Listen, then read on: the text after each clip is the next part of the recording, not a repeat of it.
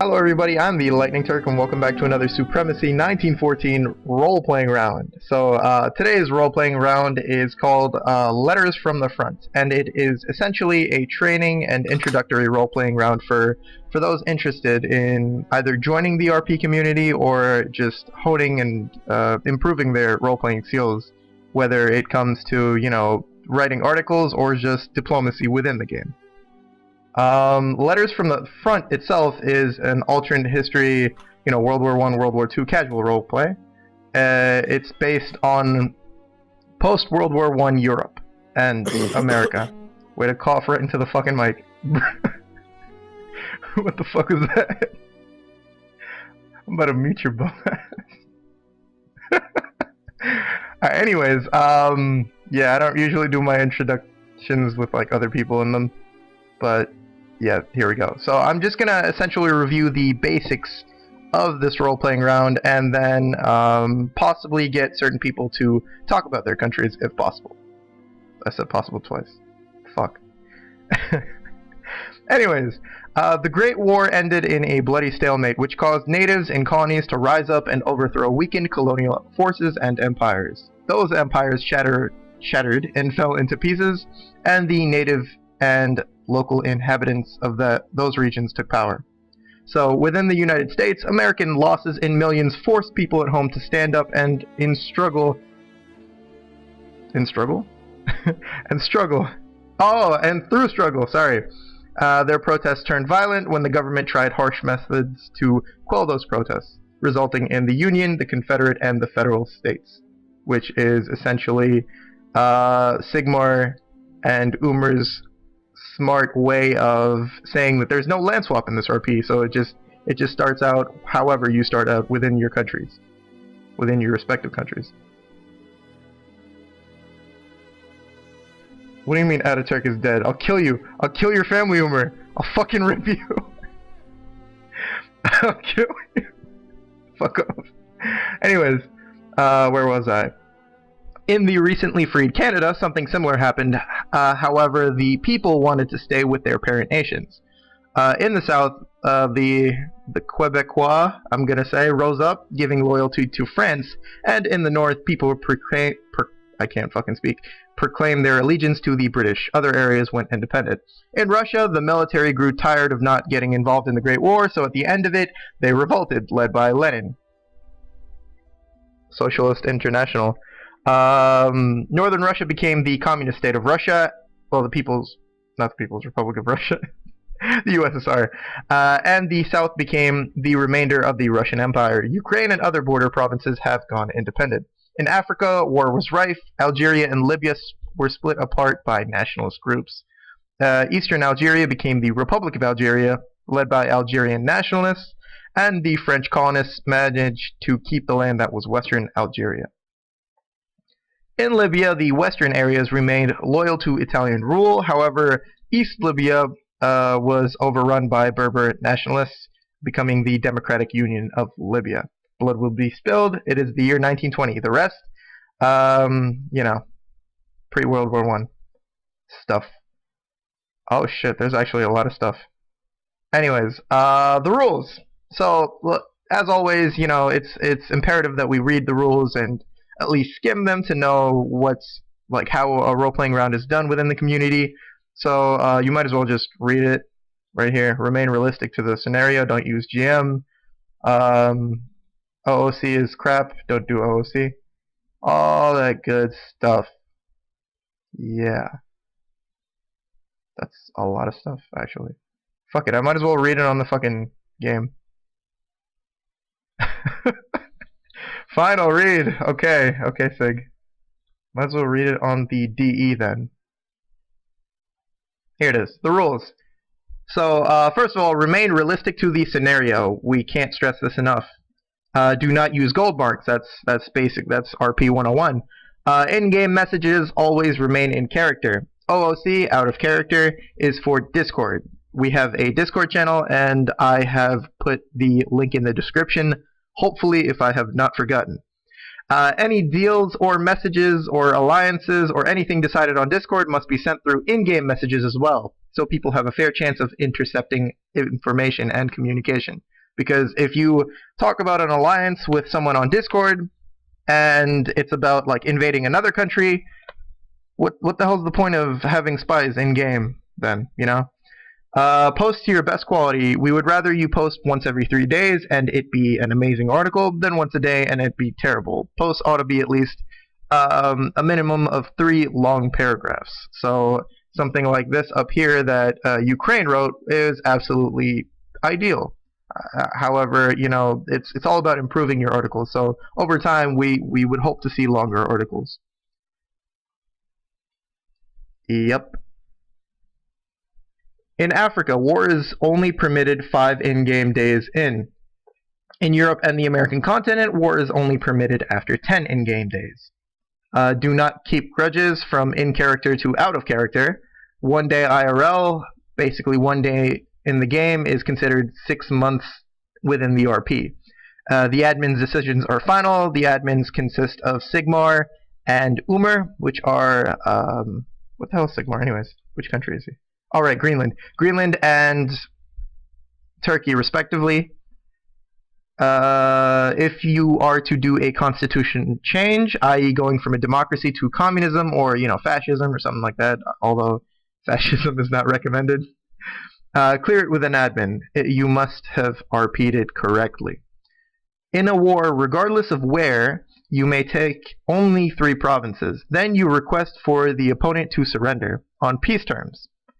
They may become a vassal or pay reparations, and if they deny, you can take 2 more, and then they are forcibly vassals with no negotiation. At any point in a war, the opponent can surrender, and that will be accepted. However, certain countries will not be able to surrender immediately until a maximum of 5 provinces are taken. And it will be a military takeover rather than a surrender. So those consist of Germany, Great Britain, France, Austria-Hungary, and the Ottoman Empire, or Turkey.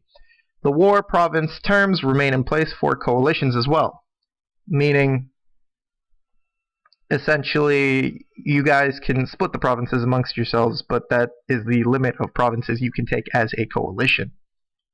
I feel like many people have confusion with this, so I felt like it was appropriate to clarify and clear it up. Bombers, battleships, submarines, and heavy tanks are banned. We may remove the restrictions at a later point. I'm pretty sure we are. On top of that, nations in Africa cannot produce tanks, but may receive through trades. For those trades, it is imperative that you post those trades either on the Daily European or notify the administrators, Umer and Sigmar, somehow so they are aware, so we don't accuse you of randomly spawning tanks. After each war, you have to wait 10 in-game days before going to war again. However, that is ignored if it is a coalition war and you are called into it. A coalition war only applies if a member RP requests aid from another nation. So basically, if he posts an article or something of the like. We may declare a World War event, which removes 10 days between wars and replaces it with 2 days in between. You will also be able to take 2 more provinces in each phase of combat, so 5, then 4, then 9 in a war total. You accept that the game admin's words, I guess, are final. No use of cheats, such as teleportation glitches or any other that may be known or not unknown. In Africa, war is only permitted 5 in-game days in. I thought we talked about this already, but whatever. Skipping that. There will be a set of rules when the World War event is released. Regarding Civil War nations, for example, Canada, Russia, and possibly America, on day 15, you all must engage in warfare. Whomever is the first to take the opponent's capital and at least 5 of their provinces wins the war. They must and then at that point they must enter negotiations. Whatever happens in those negotiations is completely up to you. With regards to the African nations, we aren't playing them, apart from Walpole, because Walpole is Walpole. Shout out to Walpole. Once the mandatory 5 days is up, only Morocco and the Egyptian Khedive, that can take land and go to war in Africa. When 10 days are up, Spain, Italy, France, UK, Greece, basically anyone else can take land in Africa and go to war in Africa. Oh, never mind, I lied. Fuck. Anyways, going back. So let me clarify expansion within Africa. Basically, colonialism, colonization. At the end of 5 days, Morocco and Egypt can take land and colonize. At the end of 10 days, Spain, Italy, France, UK, Greece, and Turkey can take land in Africa. And then after 20 days, everyone else can take land in Africa. Those nations that will be AI in Africa will all be tribal nations, so that represents colonization. Colonization will go as follows. You must roleplay about it. You must roleplay about making a claim on those 3 provinces at once. If no one can viably make war and colonize in Africa, contest to those claims that you've made on the Daily European, you can take them. In colonies, you cannot build fortresses, you cannot build factories, and you can only build max-leveled workshops and the rest. Between colonizing, you must wait the same length of time that you must between wars. Yeah. If someone contests to your claims, then you go into a conference of which one side must yield their claim, which goes into conference and crisis rules, which I will describe, and I think I saw it in like the old videos. Shout out to me. The nations at the conference must state on which side they are supporting, and then they will go into a conflict over the stated 3 provinces until one side yields their claim. Yeah. For Morocco and Egypt, they just wage war, so war rules apply for them. So it's not essentially colonization for them. Yeah, those are the base rules for this RP round. If you guys are interested, please feel free to check it out. Like I said, link is in the description, and then once you guys hop onto the Discord chat, you can see which countries are free and which countries are taken at the current moment. Let me see if are other countries available.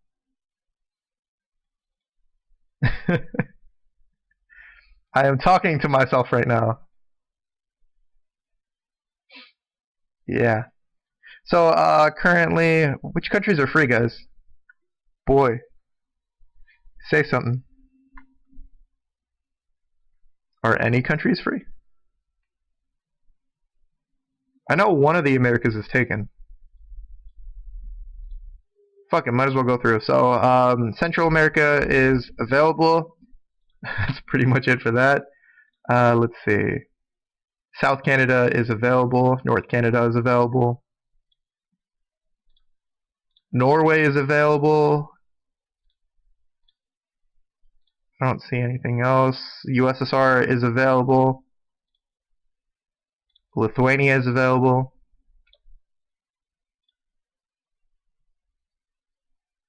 Yeah. Should essentially be it. It's about right. Oh yeah, and Romania. Yep, that's I needed to then. So yeah, that's essentially it. I can explain teleportation later, but for now, I'm just gonna teleport behind you. Nothing personal. I hope you guys enjoyed the video, and like and subscribe, and like I said, join the RP. We could always use new players. Peace.